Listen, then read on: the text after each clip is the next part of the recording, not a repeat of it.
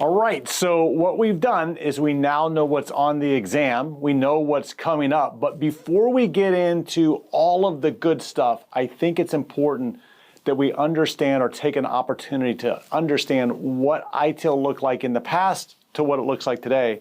Chris, what has changed? Well, there are some really cool new things, we would say, in ITIL. So, and by the way, for those of you who are watching this, if this is something where, I've never experienced ITIL, Scott, this is all new to me, well, then this is probably going to be one of those videos, episodes, you can kind of go, all right, I'm going to skip over to the next one.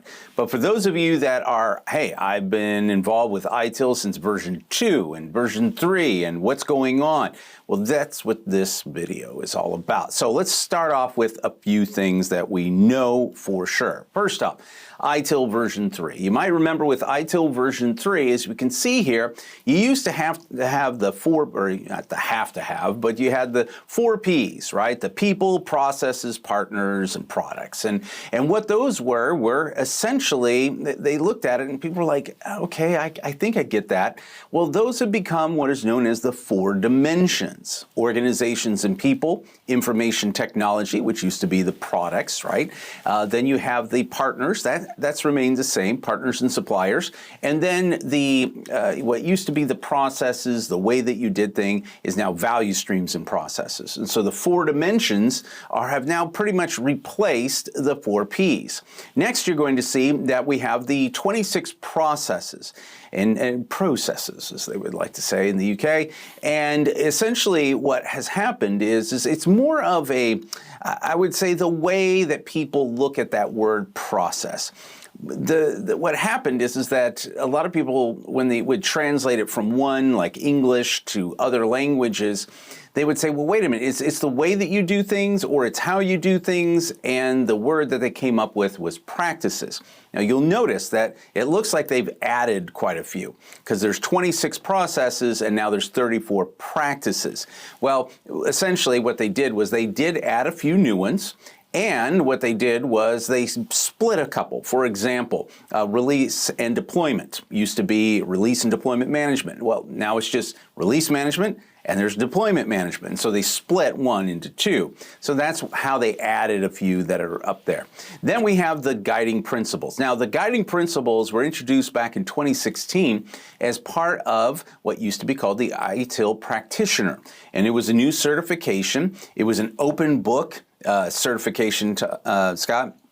And it was very difficult. Hardly anybody passed it. And then they were like, well, but still, this is a really good thing. And so they've created basically, as part of the guiding principles, they brought it into the ITIL 4 foundation. So they said, hey, we're going to still have these guiding principles. And so they had the 7, and then they, added a few more. So, or they had 9, excuse me. And so they kind of condensed them into the 7 guiding principles that we have now. And then, of course, the service lifecycle. Oh, our friend, the service lifecycle. You might remember in a previous episode, Scott, we were talking about how everyone thought it was linear, right? Right. Yeah. So the problem is that it's not linear. And so as part of the system, we said, all right, well, or they would say, instead of a life cycle, let's move to a system. So it's no longer the service life cycle, it's part of the service value system. Now, that doesn't mean that all of the great stuff that was in the life cycle just went away. It's actually been absorbed into areas like the service value chain. When we get to that, you're going to notice that things like service strategy, the elements that we're used to, have now moved into things like plan, one of the key activities of the service value chain. Another thing that you'll notice is that here's the people, processes, products, and partners, and then you'll notice that they've moved to the appropriate, the diagram that you see here on the right. So organizations and people, the information technology, partners and suppliers, and of course, the value streams and processes. And again, the ITIL version 3 lifecycle and processes that used to be in service strategy or where the processes live. Because remember, you'd have processes that lived in service strategy, and then you had them live in service design. So like, for example, change management, the old one, the process lived in service transition.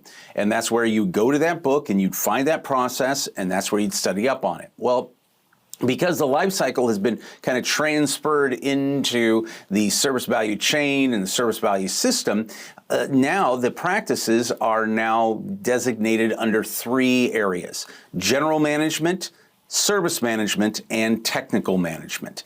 And so that's where you're going to find those. Now, the good news is, and I'll repeat this again in that episode, you don't need to know what, let's see, continual improvement, which one of the categories does it live in? No, you don't have to worry about that. It's general management, by the way. If you want to know those things, we do have that information. It's part of the Axelos PeopleCert official book, and you can look them up that way. And then finally, again, the service lifecycle versus the service value system. There are 6 activities that, if you look closely in the middle of this service value system, they have the service value chain. Now, the service value chain is where a lot of what was in the life cycle has moved into it. In fact, 2 of the books, or we would say, or the life cycle stages, service design and service transition, have actually been combined into one key activity called design and transition. And so that's part of the service value chain. Things like service operation. Well, guess what? Now they have something called deliver and support. Part of all of the information and the great best practices that were in service operation have moved into, primarily, not all, into the deliver and support. And continual service improvement, well, guess what? There is a key activity called improve. And so you're going to notice that a lot of this has been moved from one to the other. And so in my estimate, I think this is actually a better way of doing things, Scott, overall. Well, sounds good. We now know what is in the differences between 3 and 4. And with that, Chris, are we going into what is service next? I think we're going to finally tell them what is a service. I mean, we keep using that word. It's about time. We'll see you over there. We'll see you in the service.